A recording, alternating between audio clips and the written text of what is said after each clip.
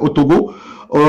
Déjà, la question qu'on pose est qu'est-ce qui fait la force, la longévité des EADMA? D'où vient la faiblesse de l'opposition, la faiblesse très poussée de l'opposition togolaise qui tantôt boycotte les législatives, vont au présidentiel et revient avec 52 propositions, espérant que voilà, celui qui n'a jamais accepté la concurrence politique ait appliqué ces 52 propositions. Qu'est-ce que tu as comme lecture de ces zigzags de l'opposition togolaise?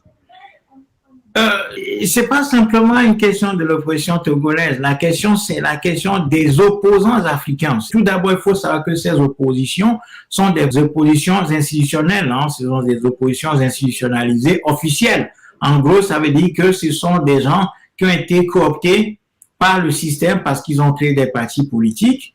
Et ces gens ont pour mission principale d'accompagner le système en place. Donc, de le légitimer en quelque sorte en lui donnant une pluralité, en lui attribuant des qualificatifs de pluralité, du débat, etc., alors que la réalité est tout autre. Donc, ce qu'il faut dire, c'est que les partis politiques africains, et par conséquent togolais, ne peuvent pas apporter la solution aux Africains. Et ça, nous le disons depuis 20 ans. Pourquoi? Tout simplement parce que nous ne sommes pas dans des régimes démocratiques où le pouvoir se transmet par le vote. Donc, créer des partis politiques, multiplier des partis politiques, s'attribuer le nom d'opposants, c'est de la poudre aux yeux.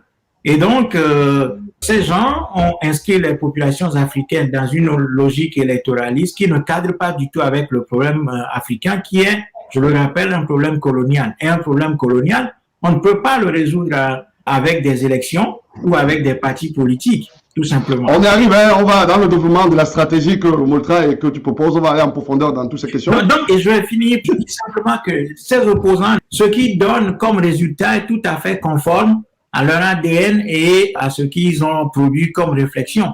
Donc, ces gens sont totalement en déphasage avec la réalité africaine. Voilà pourquoi ils passent de la contestation violente à la coopération via les dialogues, des choses comme ça, des élections législatives avec des appels à la médiation et puis des appels au bon sens et à l'humanisme du dictateur, comme si le dictateur avait un cœur humain.